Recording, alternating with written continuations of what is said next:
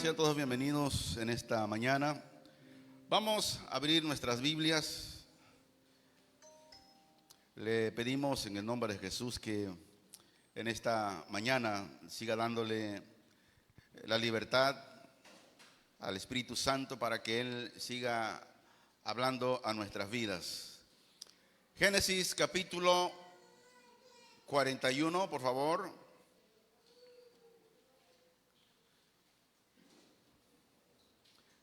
Estamos los domingos, todos los domingos viendo la serie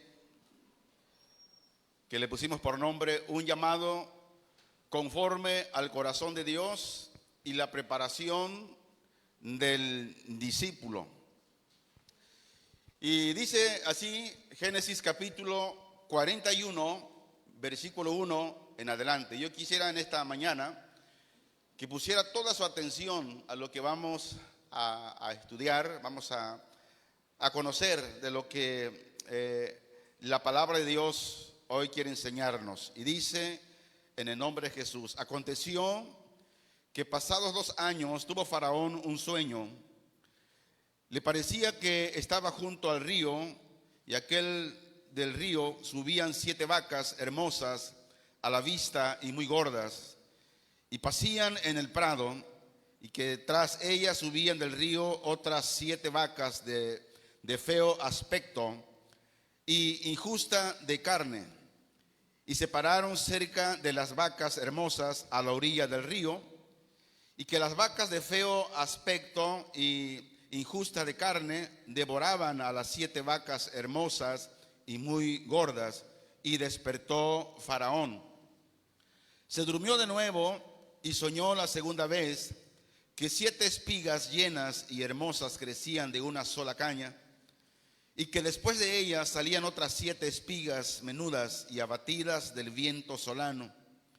Y las 7 espigas menudas devoraban a las 7 espigas gruesas y llenas. Y despertó Faraón, y he aquí que era sueño. Sucedió que por la mañana estaba agitado su espíritu, y envió e hizo llamar a todos los magos de Egipto y a todos sus sabios, y les contó Faraón sus sueños, mas no había quien los pudiese interpretar a Faraón. Entonces el jefe de los coperos habló a Faraón diciendo: me acuerdo hoy de mis faltas. Cuando Faraón se enojó contra sus siervos, nos echó a la prisión de la casa del capitán de la guardia, a mí y al jefe de los panaderos. Y él y yo tuvimos un sueño en la misma noche, y cada sueño tenía su propio significado. Estaba allí con nosotros un joven hebreo, siervo del capitán de la guardia, y se lo contamos, y él nos interpretó nuestros sueños y declaró a cada uno conforme a su sueño. Y aconteció que como él nos los interpretó, así fue.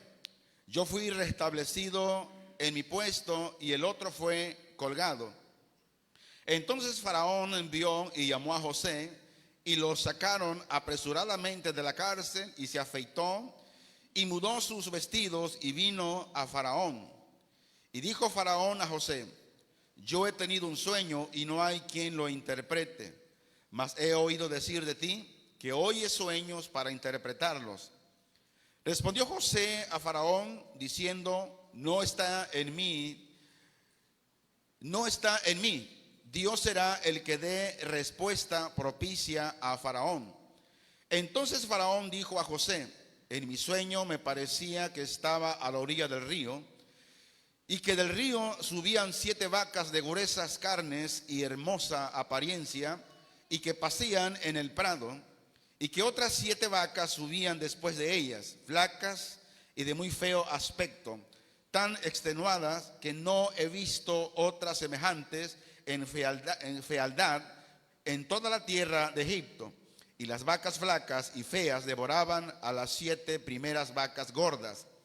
Y estas entraban en sus entrañas, mas no se conocía que hubiese entrado, porque la apariencia de las flacas era aún mala, como al principio, y yo desperté. Vi también soñando que 7 espigas crecían en una misma caña, llenas y hermosas, y que otras 7 espigas menudas, marchitas, abatidas del viento solano, crecían después de ellas, y las espigas menudas devoraban a las 7 espigas hermosas. Y lo he dicho a los magos, mas no hay quien me lo interprete. Entonces respondió José a Faraón: el sueño de Faraón es uno mismo. Dios ha mostrado a Faraón lo que va a hacer. Las 7 vacas hermosas 7 años son, y las espigas hermosas son 7 años. El sueño es uno mismo. También las 7 vacas flacas y feas que subían tras ellas son 7 años, y las 7 espigas menudas y marchitas del viento solano, 7 años serán de hambre. Esto es lo que respondo a Faraón. Lo que Dios va a hacer, lo ha mostrado a Faraón. He aquí vienen 7 años de gran abundancia en toda la tierra de Egipto, y tras ellos seguirán 7 años de hambre, y toda la abundancia será olvidada en la tierra de Egipto, y el hambre consumirá la tierra. Y aquella abundancia no se echará de ver a causa del hambre siguiente, la cual será gravísima. Y el suceder del sueño a Faraón 2 veces significa que la cosa es firme de parte de Dios, y que Dios se apresura a hacerla. Por tanto, provéase ahora Faraón de un varón prudente y sabio, y póngalo sobre la tierra de Egipto. Haga esto Faraón, y ponga gobernadores sobre el país, y quinte la tierra de Egipto en los 7 años de la abundancia, y junten toda la provisión de estos buenos años que vienen, y recojan el trigo bajo la mano de Faraón para mantenimiento de las ciudades, y guárdenlo. Y esté aquella provisión en depósito para el país, para los 7 años de hambre que habrá en la tierra de Egipto, y el país no perecerá de hambre. El asunto pareció bien a Faraón y a sus siervos. Y dijo Faraón a sus siervos: ¿acaso hallaremos a otro hombre como este, en quien esté el Espíritu de Dios?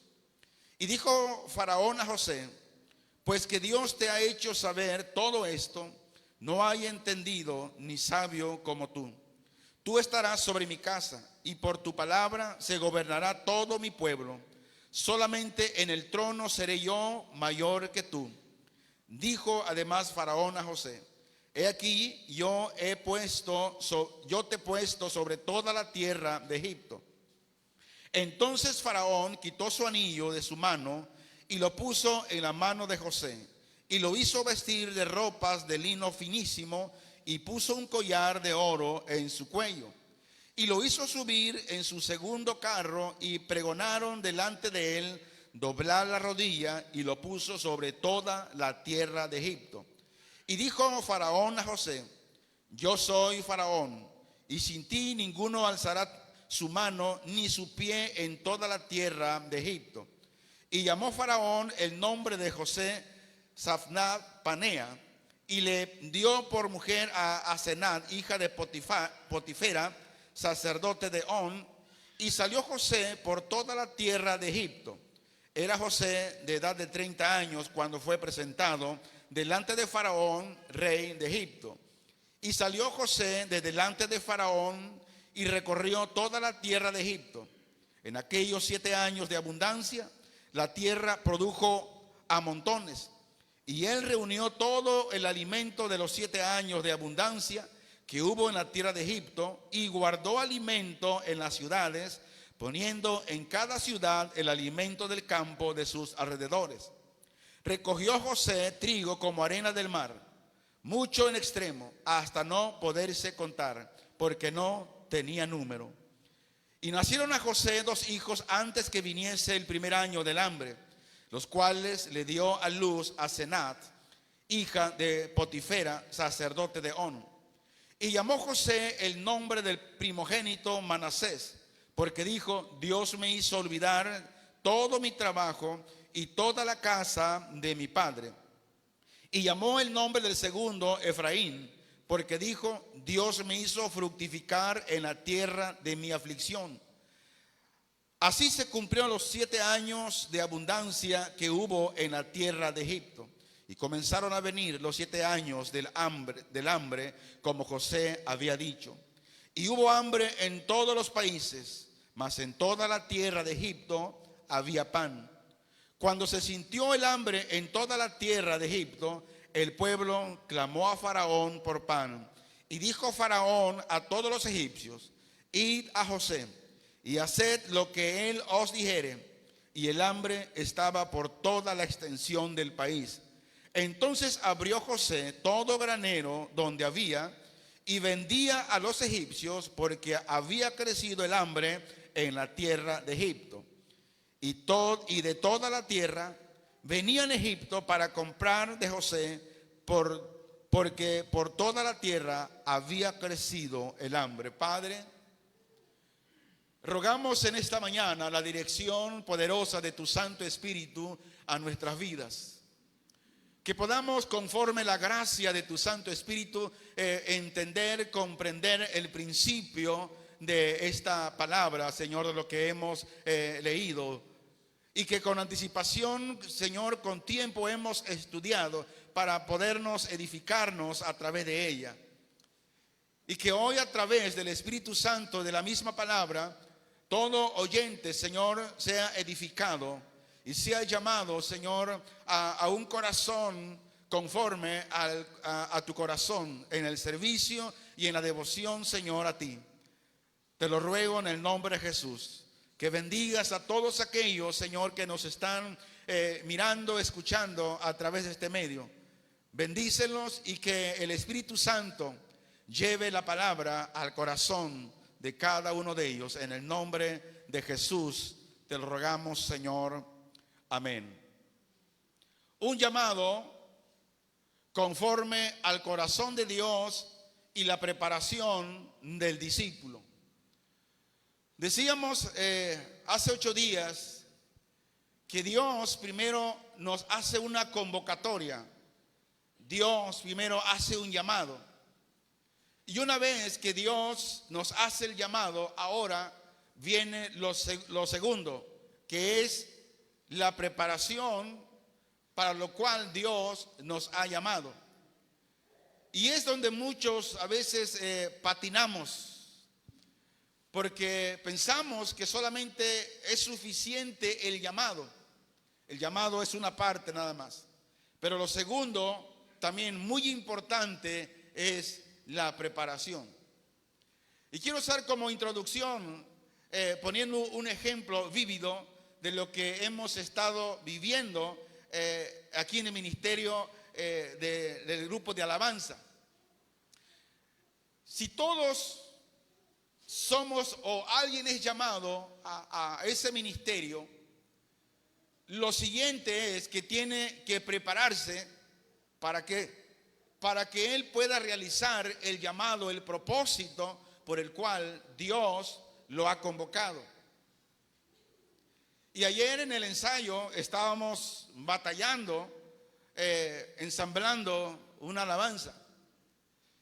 Y me di cuenta de que algunos de los integrantes no estaban llevando el compromiso, la disciplina del estudio, de la práctica del instrumento todos los días. Entonces yo les dije: si ustedes no me traen mañana sus canciones, su cancionero, tal como se le envió, para que con las armonías puestas en la melodía, si usted no me trae mañana esto, usted no va a ministrar. Y le dije: y esto va en serio. ¿Por qué? Porque muchas veces cuando nosotros permitimos que el que es llamado no sea instruido de la manera correcta, esa persona va a crecer mal y va a llevar un ministerio mal hecho, va a desarrollarlo de una manera mal. Y yo creo que no sé qué cara me vieron, que hoy en la mañana todos trajeron su cancionero. ¿Por qué? Porque las cosas van en serio. Usted no puede servir en un ministerio si no permite que Dios lo prepare. La preparación es tan importante para poder desarrollar el trabajo en el cual Dios nos ha dado que hagamos. Ahora, el principio del ministerio o el principio del llamado, hay una revelación, debe haber una revelación de Dios. Y cuando hay una revelación de Dios, hay un conocimiento que procede de Dios. Y escuche esto. Y cuando la revelación y el conocimiento proceden de Dios, nadie te podrá hacer frente. Muchas veces alguien pregunta: ¿usted de qué trabaja? No, pues yo soy mecánico. No, pues yo soy albañil. No, pues yo soy ingeniero. Yo soy abogado. Yo soy médico. ¿Y tú? Yo soy músico. No, pues te vas a morir de hambre. No, pues los músicos todos son borrachos, son mujeriegos. Escuche bien. Para ser borrachos, para ser mujeriegos, para ser adúltero, no necesita ser músico. ¿Por qué digo esto? Porque en el ministerio de la música, de la alabanza, el músico necesita estudiar. El músico necesita estudiar todos los días. Y ser músico, ser un adorador de Dios, hay dos cosas. Tenemos que estudiar la materia musical y tenemos que apartarnos para Dios, consagrarnos para Dios. Y no cualquiera lo puede hacer.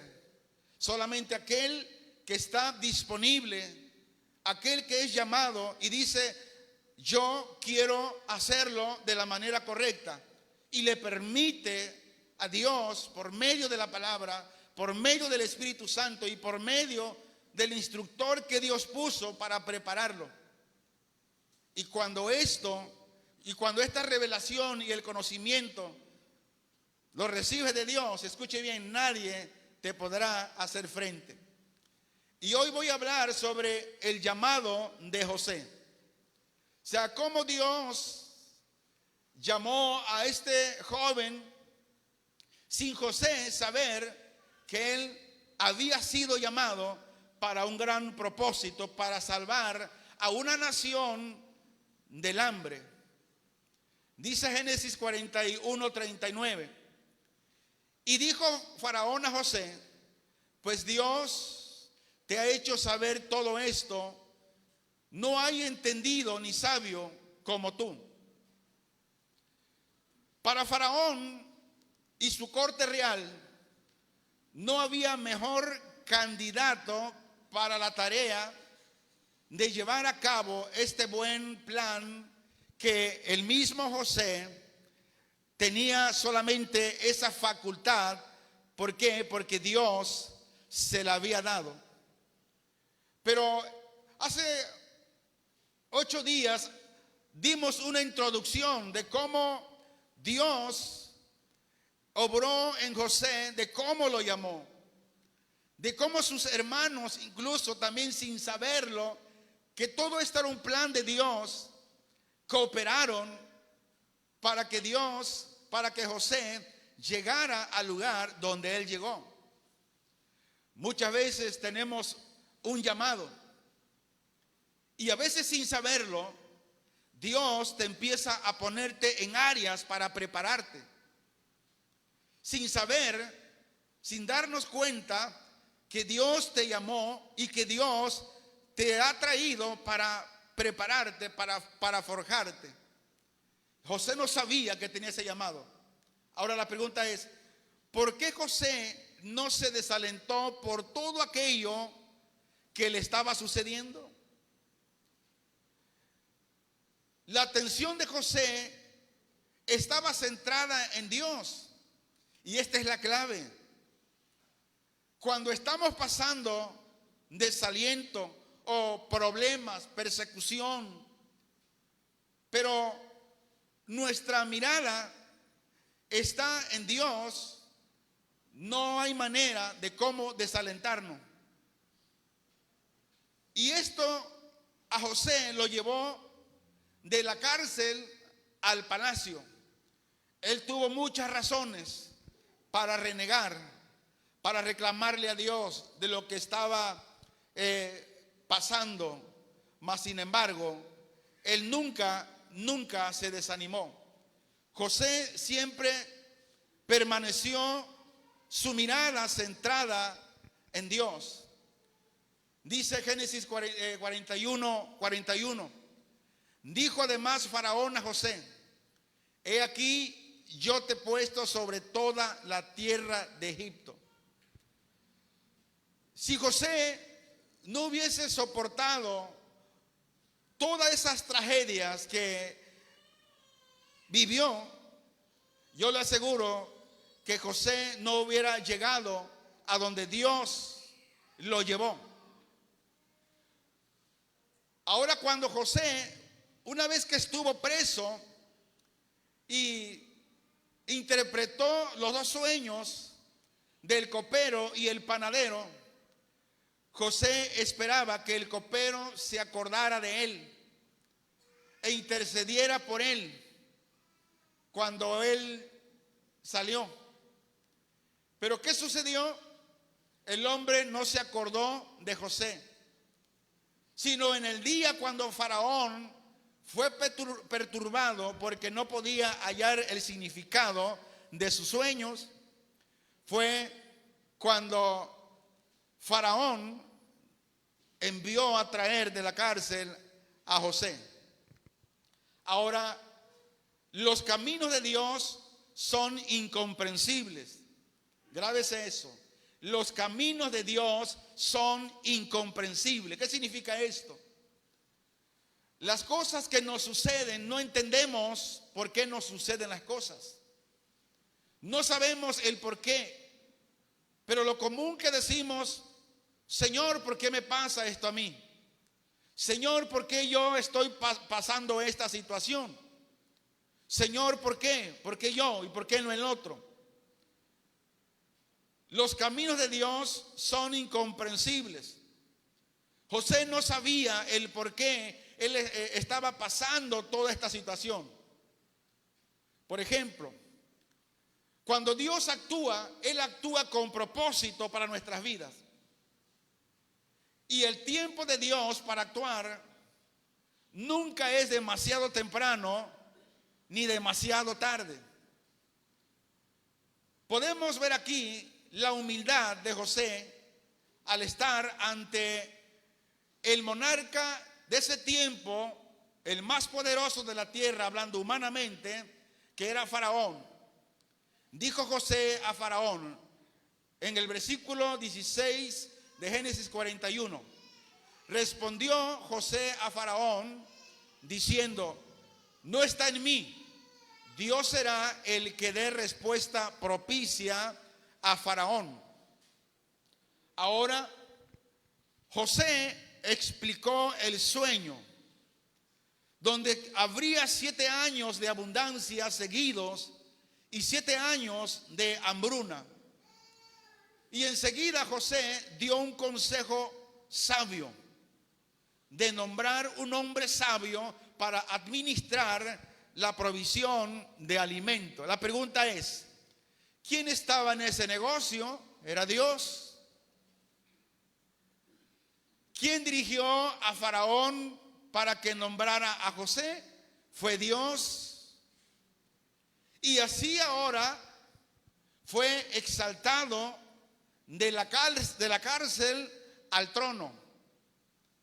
Mire lo que dice Primera de Pedro, capítulo 5, versículo 6. De la importancia de ser humildes.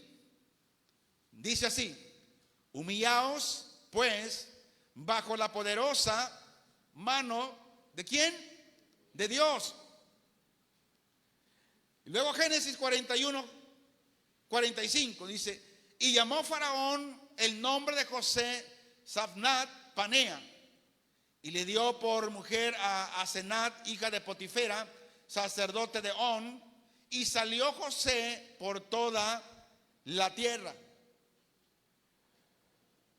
Muchas veces pensamos que el tener el llamado es ya, Y bueno, si Dios ya me llamó, tengo que estar en el lugar donde Dios ya me llamó, o en el llamado que Dios me dio, ya tengo que llevarlo a cabo.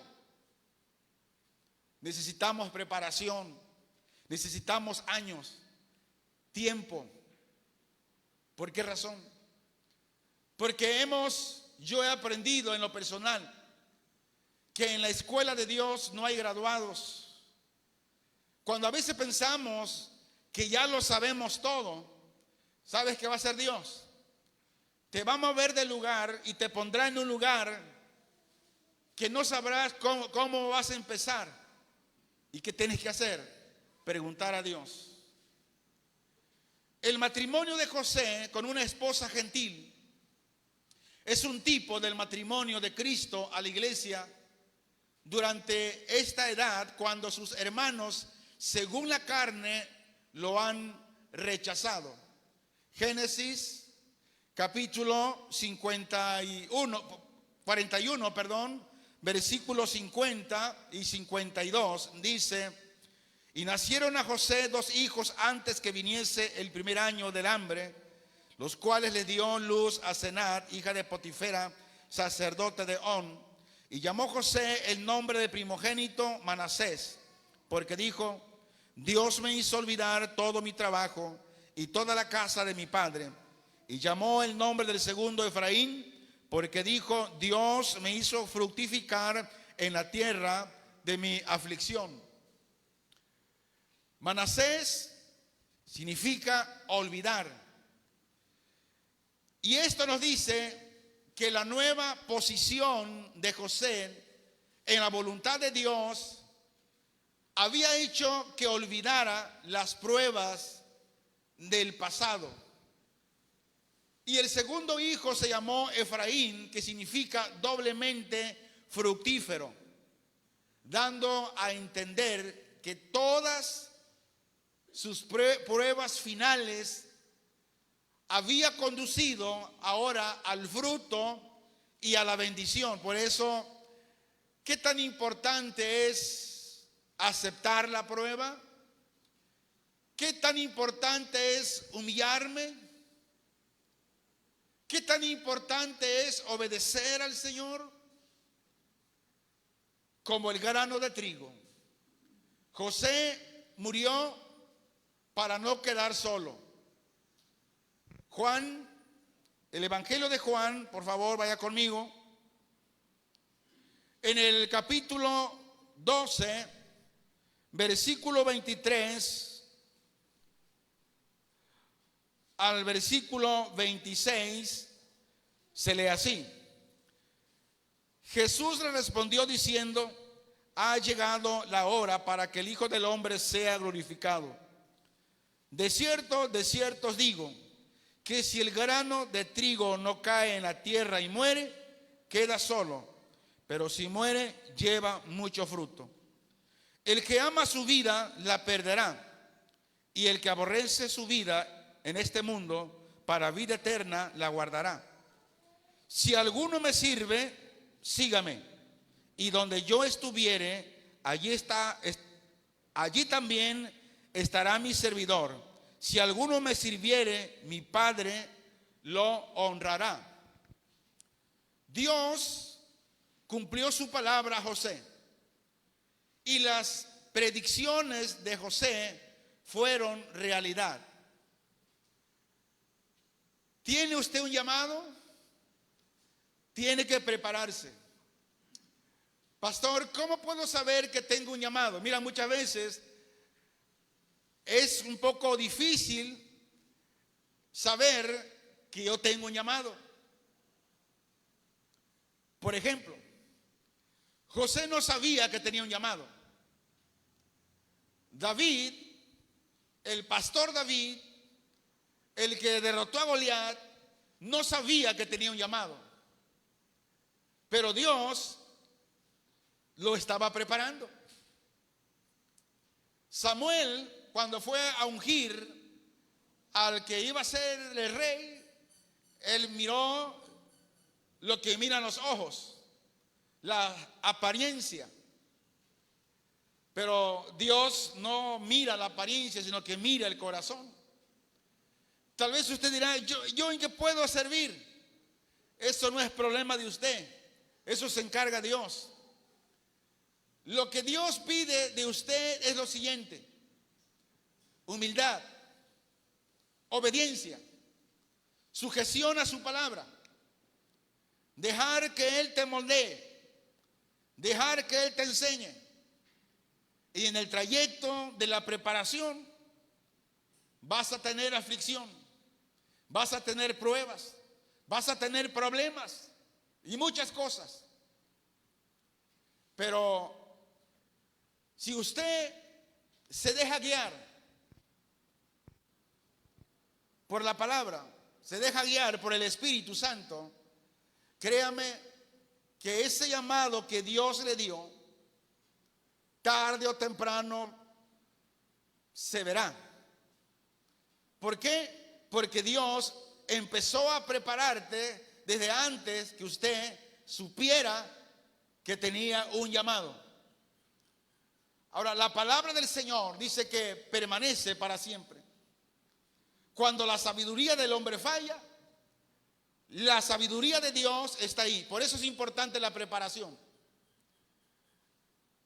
No podemos confiar en nuestra experiencia. La sabiduría que viene de Dios, en ella confiamos y en ella debemos confiar. Por eso dice que solamente su palabra es la que permanece para siempre. Ahora, todo esto de lo que José estaba viviendo era un plan mayor. Un plan para preservar a Israel y preparar el camino para el nacimiento de Cristo. Vea todo esto, todo este plan de Dios. ¿Sabía que que Dios tiene planes para usted? Muchas veces no lo sabemos. Pero en el tiempo de nuestro caminar, Dios nos está preparando. El plan ahora, Dios lo pone en marcha. Jacob oyó que había grano en Egipto y envió a sus hijos a conseguir alimentos. 10 de los hijos fueron a Egipto y José los reconoció. Pero a pesar de ello, sus hermanos no lo notaron. Sin duda su apariencia había cambiado en 20 años y su idioma y vestido egipcio los llevaron a pensar a sus hermanos que José era un nativo, era un egipcio real. Vemos aquí que los 10 hombres se postraron ante José. Y aquí se cumplió el sueño que cuando José tuvo, cuando era un jovencito, de los manojos de trigo, que dice que se doblaban ante él. Está en Génesis 12:6. Ahora, los sueños de José predijeron que 11 de sus hermanos se inclinarían. Esto explica que José sabía que los hombres regresarían con su hermano Benjamín. Pero hay una pregunta: ¿por qué José fue tan duro con sus hermanos? ¿Y por qué esperó tanto para darse a conocer? José fue tan duro con sus hermanos que si usted ve el relato de la escritura, vea cómo se mostró, cómo se portó José ante ellos. José quería asegurarse de que se habían arrepentido de sus pecados. Muchas veces cuando Dios trata con nosotros de una manera severa, es para hacernos ver. Porque de antemano Dios ya sabe si realmente estamos arrepentidos de la mala acción que hicimos. Pero Dios permite las pruebas para que nosotros nos demos cuenta si realmente estamos arrepentidos o todavía no. ¿Cómo fue o cómo trató José a sus hermanos? Dice que los trató con dureza, que los acusó de espías. Y no solamente eso, sino los encerró durante 3 días y luego retuvo a Simeón como rehén y le encadenó ante sus ojos de todos los hermanos. Vamos a comprobarlo.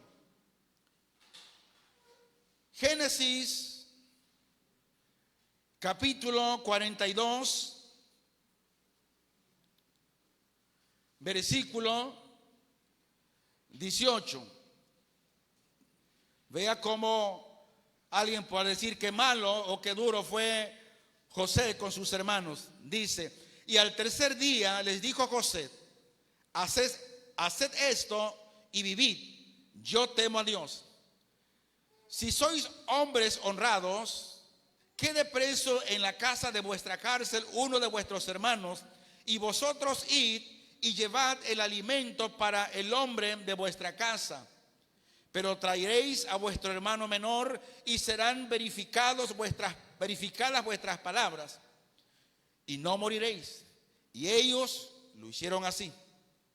Y decían el uno al otro: verdaderamente hemos pecado contra nuestro hermano, pues vimos la angustia de su alma cuando nos rogaba y no le escuchamos. Por eso ha venido sobre nosotros esta angustia. Entonces Rubén le respondió diciendo: no os hablé yo y dije: no pequéis contra el joven, y no escuchasteis. He aquí también se nos demanda su sangre. Pero ellos no sabían que los entendía José, porque había intérprete entre ellos. Y se apartó José de ellos y lloró. Después volvió a ellos y les habló, y tomó de entre ellos a Simeón y lo aprisionó a vista de ellos, quienes, sus hermanos. Ahora, este riguroso tratamiento tuvo un resultado esperado. Era lo que José quería. ¿Por qué? Porque los hombres confesaron que eran culpables. Dice, decían el uno al otro, y José los estaba escuchando. Decían: verdaderamente hemos pecado contra nuestro hermano, pues vimos la angustia de su alma cuando nos rogaba y no le escuchamos. Por eso ha venido sobre nosotros esta angustia. Entonces Rubén le respondió diciendo: no os hablé yo y dije: no pequéis contra el joven, y no escuchasteis. He aquí también se nos demanda su sangre. Dios muchas veces tiene que tratarnos duramente para podernos arrepentir de nuestros pecados. Esta declaración le indicó a José que los corazones de sus hermanos se estaban ablandando. Y enseguida regresaron a casa para darle ahora el informe a Jacob, su padre. Y descubrieron que cuando llegaron allá, el dinero con que pagaron el trigo iba en los sacos. Ahora esto complicó aún más el problema. ¿Qué habían de hacer? Si se quedaban en casa, serían ladrones. Pero si regresaban a Egipto, tenían que tomar el riesgo de llevar consigo, con ellos, a su hermano, el menor, a Benjamín, a quien Jacob amaba demasiado. Ahora vemos la segunda visita en los capítulos 43 y al 45. Léalo en la casa, para que usted se dé cuenta de todo lo que ellos tuvieron que pasar. Dios hizo que la familia de Jacob sintiera de nuevo hambre. Y aquí solo había dos alternativas: regresar a Egipto o morir de hambre. Pero vemos aquí otras indicaciones de su cambio de corazón, es decir, la disposición de Judá de ser el responsable del joven Benjamín. Y no solo eso, sino que también de devolver el dinero, y su confesión de la verdad al mayordomo de José. ¿Cuál fue esa confesión? Vamos a Génesis capítulo 43, versículo 19 al versículo 22.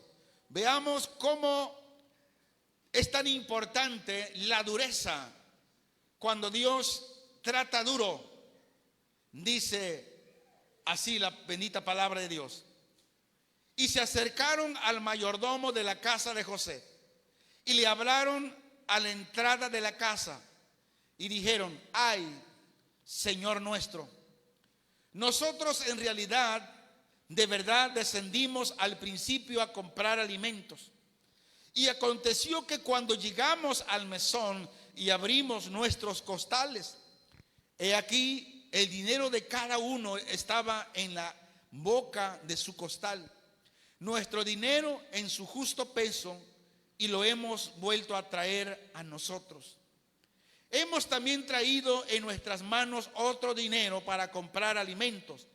Nosotros no sabemos quién haya puesto nuestro dinero en nuestros costales.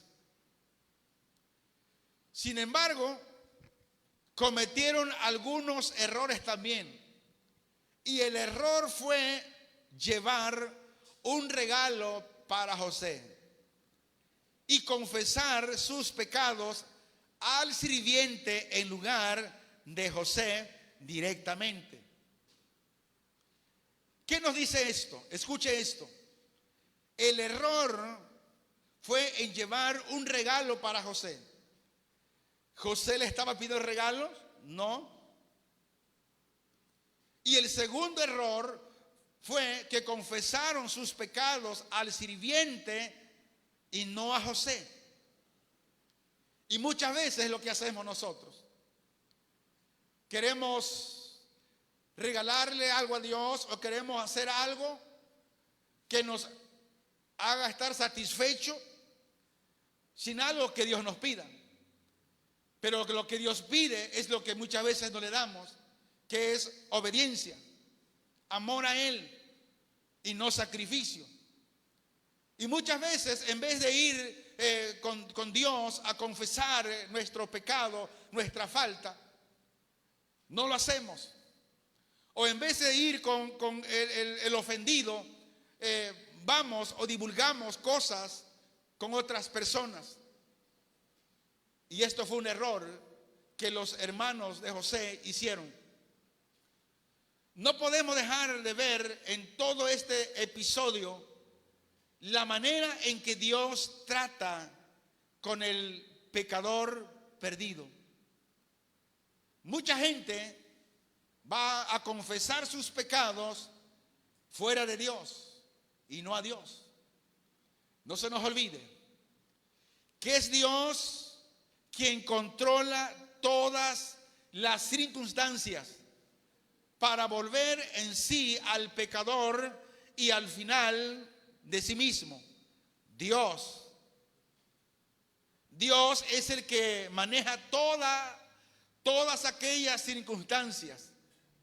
Pero triste como suena, demasiados pecadores tratan de ganarse la salvación ofreciendo un presente, haciendo una manda de ir de rodillas, kilómetros, e ir a tal lugar para ganarse la salvación, o confesándose a otro hombre, o haciendo un gran sacrificio. Eso fue lo que hizo Judá cuando ofreció su vida en garantía por Benjamín. La única manera en que José podía perdonar sus pecados era recibiendo una sincera confesión y un sincero arrepentimiento. Ahora José usó dos estrategias para llevarlos al lugar de la confesión, la fiesta de alegría. Vamos a ver Génesis capítulo 43, Génesis 43, versículos 26 en adelante. Dice: y vino José a casa, y ellos le trajeron el presente que tenían en su mano dentro de la casa, y se inclinaron ante él hasta la tierra. Esto José lo había dicho cuando tuvo el sueño. Entonces le preguntó José cómo estaban, y dijo: vuestro padre, el anciano que dijisteis, ¿lo pasa bien? ¿Vive todavía? Y ellos respondieron: bien va a tu siervo nuestro padre, aún vive. Y se inclinaron e hicieron reverencia. Y alzando José sus ojos, vio a Benjamín su hermano, hijo de su madre, y dijo: ¿es este vuestro hermano menor de quien me hablasteis? Y dijo: Dios tenga misericordia de ti, hijo mío. Entonces José se apresuró, porque se conmovieron sus entrañas a causa de su hermano, y buscó dónde llorar. Y entró en su cámara y lloró allí. Y lavó su rostro y salió y se contuvo y dijo: poned pan. Y pusieron para él aparte y separadamente para ellos, y aparte para los egipcios con que él comían, porque los egipcios no pueden comer pan con los hebreos, lo cual es abominación a los egipcios. Y se sentaron delante de él, el mayor conforme a su primogenitura y el menor conforme a su menor edad. Y estaban aquellos hombres atónitos, mirándose el uno al otro.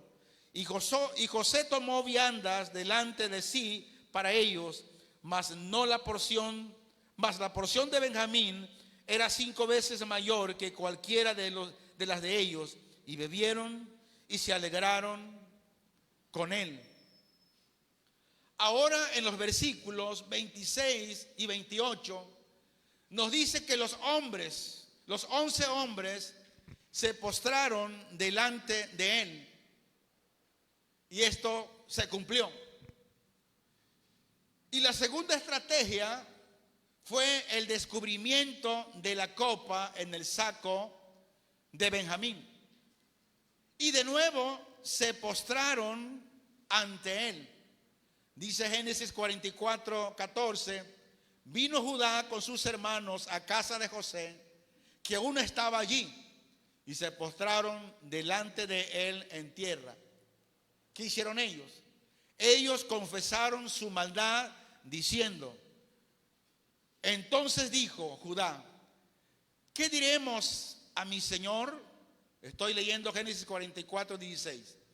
¿Qué hablaremos o con qué nos justificaremos? Dios ha hallado la maldad de tus siervos. He aquí, nosotros somos siervos de mi señor, nosotros y también aquel en cuyo poder fue hallada la copa. Ahora, aquí debemos de admirar el discurso de Judá. Ahora, no solo por su humildad y confesión, sino también por el amor que muestra hacia su padre y su hermano menor. Este hombre, Judá, estaba listo para hacer garantía, para cargar con la culpa, incluso si le costaba la vida. Génesis 44, 18, lo que leíamos, decía: entonces Judá se acercó a él, ¿verdad? Esto ya lo hemos leído, pero yo quiero llevarlo a esto. Qué hermosa lección espiritual tenemos aquí. Judá pensó que José en realidad estaba muerto. Dice en el capítulo 44, versículo 20 de Génesis: y nosotros respondimos a mi Señor, tenemos un padre anciano y un hermano joven, pequeño aún, que le nació en su vejez, y un hermano suyo murió, refiriéndose a José, y él solo quedó de los hijos de su madre, y su padre lo ama. Por lo tanto, Judá se sentía culpable de homicidio. Lo que no se percataba que estaba hablando con José. Judá no se percataba que José estaba vivo y que Dios lo había llamado, sin él saberlo, para preservar a una nación completa y para abrir el paso donde vendría el Salvador del mundo.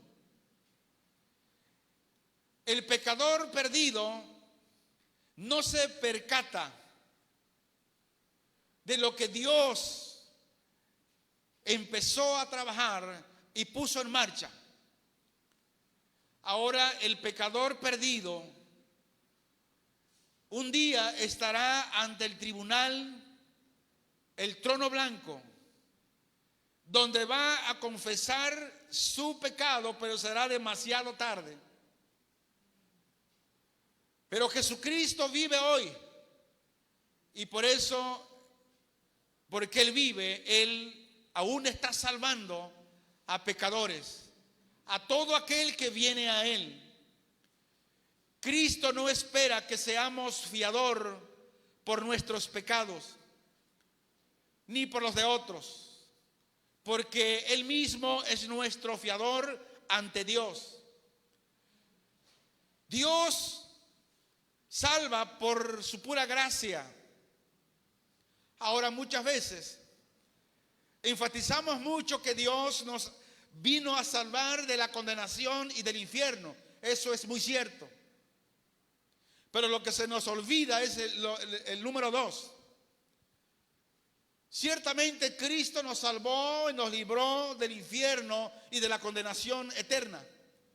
Pero también nos ha salvado para que seamos semejantes a Él, para que caminemos en su santidad, para que tengamos el carácter de Cristo. Para eso Él nos ha llamado y para eso Él nos ha salvado. Veamos el secreto del propósito de Dios. Ahora era tiempo para que José se diera a conocer y así revelar el propósito para el cual Dios lo envió. Génesis 45, del versículo 1 en adelante, dice: no podía ya José contenerse delante de todos los que estaban al lado suyo, y clamó: haced salir de mi presencia a todos. Y no quedó nadie con él. Al darse a conocer José a sus hermanos, entonces se dio a llorar a gritos, y oyeron los egipcios, y oyó también la casa de Faraón. Y dijo José a sus hermanos: yo soy José, ¿vive aún mi padre? Y sus hermanos no pudieron responderle, porque estaban turbados delante de él. Entonces dijo José a sus hermanos: acercaos ahora a mí. Y ellos se acercaron, y él dijo: yo soy José, vuestro hermano, el que vendisteis para Egipto. Ahora pues no os entristezcáis, ni os pese de haberme vendido acá, porque para preservación de vida me envió Dios delante de vosotros. pues ya ha habido 2 años de hambruna en medio de la tierra, y aún quedan 5 años en los cuales ni habrá arada ni siega.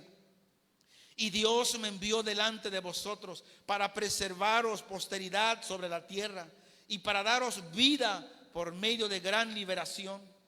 Así pues, no me enviasteis acá vosotros, sino Dios, que me ha puesto por padre de Faraón y por señor de toda su casa y por gobernador en toda la tierra de Egipto. Daos prisa, id a mi padre y decidle: así dice tu hijo José, Dios me ha puesto por señor de todo Egipto. Ven a mí, no te detengas. Habitarás en la tierra de Gosén y estarás cerca de mí, tú y tus hijos y los hijos de tus hijos, tus ganados y tus vacas y todo lo que tienes. Aleluya. Y allí te alimentaré, pues aún quedan 5 años de hambre, para que no perezcas de pobreza tú y tu casa y todo lo que tienes. He aquí, vuestros ojos ven, y los ojos de mi hermano Benjamín, que mi boca os habla. Haréis pues saber a mi padre toda mi gloria en Egipto y todo lo que habéis visto, y daos prisa y traed a mi padre acá. Y se echó sobre el cuello de Benjamín su hermano y lloró, y también Benjamín lloró sobre su cuello. Y besó a todos sus hermanos y lloró sobre ellos, y después sus hermanos hablaron con él.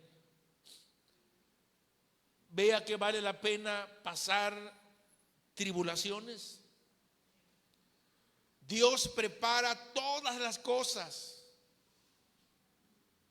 pero no puede haber llamado si después no hay una preparación.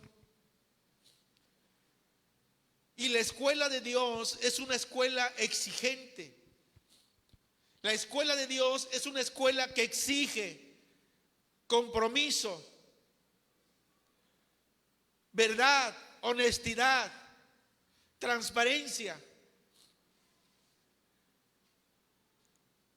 En el campo, en la escuela de Dios, Dios nos exige pureza, pureza de corazón, pureza de labios.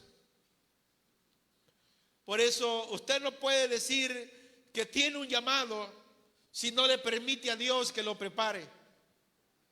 Usted no puede venir conmigo y decir: pastor, Dios me dio un llamado, si antes usted se pone en la escuela de Dios para que Dios lo prepare, para que Dios lo instruya. ¿Por qué? Porque Dios al que llama instruye. Dios al que llama lo capacita. Dios al que llama lo disciplina. Porque así es la escuela de Dios. Esa es la universidad de Dios, donde Dios prepara. Cuando José se dio a conocer, sus hermanos se llenaron de terror, de miedo. Ellos esperaban juicio por lo que habían hecho. Sin embargo, dice que José vio su arrepentimiento, se postraron ante él y José sabía que él podía perdonarlos, y les explicó que habrían 5 años más de hambruna, pero que él había preparado un lugar de refugio en Egipto para ellos y sus familias. Dios le había enviado antes para salvarles la vida. Si usted tiene un llamado y usted está pasando situaciones, Dios lo está preparando. Cuando yo no sabía que Dios me había hecho un llamado para este trabajo, me pasaron tantas cosas. Incluso gentes que no tenían que ver con ese asunto también sufrieron las inclemencias, porque Dios me había hecho un llamado y Él me estaba preparando. Recuerdo ese tiempo, estábamos trabajando en el trabajo secular y llegó un cliente a dejarnos un vehículo, pero chocado. Y a poco tiempo llegó la ministerial, la judicial, y nos llevaron detenidos. Al hermano César, al hermano, ¿cómo se llama? Misael, y nos encañonaron porque pensaban ellos que nosotros éramos los responsables. Ese vehículo había atropellado a una persona y la había matado. Y nosotros, sin saber qué asunto, fuimos detenidos. Pero antes de eso ya me habían pasado muchas cosas. ¿Por qué motivo? Porque yo no quería realmente ser pastor. Al ver las vidas de muchos pastores, de cómo se sufre en el ministerio, que muchas veces y siempre se tiene que dar, sembrar en vez de recibir. Yo decía, Señor, yo no quiero andar sufriendo como los pastores. Y Dios me estaba preparando. Llegó, estuvimos detenidos, pero como se aclararon las cosas, que éramos inocentes, fuimos libres. Pero mientras el susto no nos lo quitó nadie. Y después de tanto tiempo llegamos al ministerio en el cual hoy servimos al Señor. Nosotros casi ya no nos congregamos de manera continua, porque habíamos caído en el error que muchos creyentes caen. No es necesario que yo me congregue. ¿Para qué me congrego? Pero bueno, Dios empezó a usar herramientas en la cual Él nos empezó a hablar, a instruirnos. Y el primer domingo que llegamos a este ministerio, estaba el pastor Daniel Rodríguez predicando. Y una de las cosas que el pastor tiene, él nunca detiene la predicación o se para en la predicación para hacer algo, no. Pero en ese domingo estábamos como a la mitad de todas las 20 filas de sillas que habían, y el pastor empezó a hablarme, que decía el Señor que pasaba al frente, y yo pasé, pero me levanté al tercer llamado porque yo estaba agachado. Dice mi esposa, me codea, dice, te hablan a ti. Y como no queriendo pasar, me levanté y fui. Y el pastor empezó a decirme que yo me preguntaba por qué me sucedían tantas cosas, por qué esto y por qué el otro. Y estaba recién pasado lo que ya les comenté. Entonces digo, bueno, este hombre no me conoce. Este hombre no sabe quién soy yo, no conoce mi vida. Entonces yo entiendo que es Dios quien me está hablando.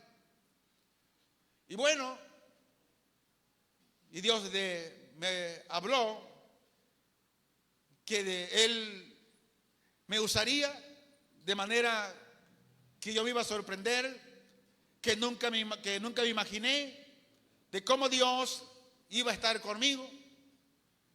Eso yo lo tomé y lo guardé ahí. Y al siguiente domingo, sentado ahí, me llama nuevamente el pastor y dice, quiero que pases y toques el piano en la ofrenda. Y dije, este tipo que dice que yo soy músico. Y empezó Dios a estarme hablando nuevamente, a ministrarme. Y entendí muchas cosas y otras cosas no las entendí. Y aún hay cosas que aún no las entiendo. Pero ¿a qué voy con esto? Dios te llama sin a veces nosotros saberlo. Y Dios te empieza a preparar. Y quiero dar esta conclusión. Primero, Dios te llama. Y segundo, te prepara. Y las herramientas que Dios usa para prepararnos muchas veces son dolorosas. Pero por medio de esas herramientas, Dios nos revela su conocimiento, su carácter. Y por medio de esas herramientas, nos pule para el propósito el cual fuimos llamados. José no se desalentó por todo aquello que José estaba atravesando. Escuche esto. El llamado y la preparación te hace estar centrado en Dios, puesto los ojos en Él. Dice Hebreos 12:2. Puesto los ojos en Jesús, el autor y consumador de la fe, el cual por el gozo puesto delante de él sufrió la cruz, menospreciando el oprobio, se sentó a la diestra del trono de Dios. Los caminos de Dios son incomprensibles. Termino con lo siguiente. José prometió sustentarlos y protegerlos. ¿A quién? A todos sus hermanos, a toda la familia. José lloró con ellos, les besó y envió regalo a su padre para asegurarles las riquezas que había en Egipto. Venid a mí fue su invitación de José. Y un gran cambio ocurrió en Jacob cuando descubrió que José vivía. Lo mismo sucedió con los discípulos cuando descubrieron que Jesús estaba vivo. Antes Jacob había dicho: contra mí son todas estas cosas, pero ahora podía decir: todas las cosas ayudan a bien. ¿Qué estás pasando? ¿Qué estás atravesando? Sea lo que sea, yo te aseguro que tienes un llamado de Dios. Pero permítele, escuche bien esto. Permítele al Señor, permítele que Él te siga preparando. Y si un día despreciaste aquello, dile: Señor, yo me arrepiento porque yo desprecié eso. Ahora si en tu gracia, si en tu voluntad es dármelo nuevamente, dile: Señor, yo lo tomo y lo cuidaré y lo voy a ejercitar para agradarte a ti, para darte a ti la gloria. Si tú tienes un llamado, permite que Dios te prepare. No camines de lejos, no camines como un espectador. Dile: Señor, aquí estoy.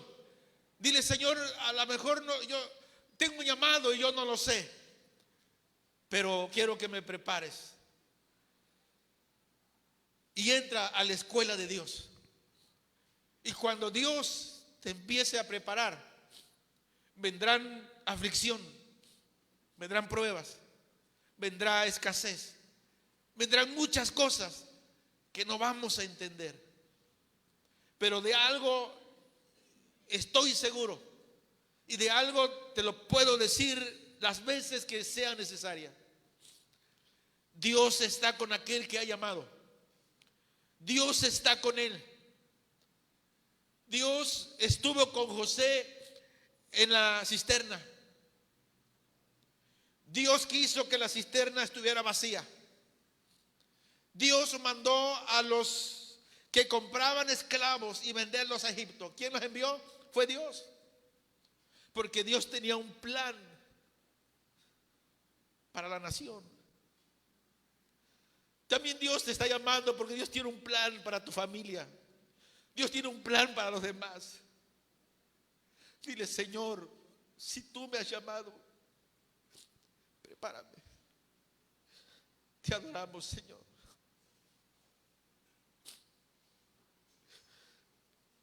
Te exaltamos, Señor. Hay muchas cosas que aún no entendemos, Señor. Pero sé que todo tiene un plan divino, Señor. Todo lo que hemos pasado, todo lo que hemos vivido, nos ha fortalecido, Señor.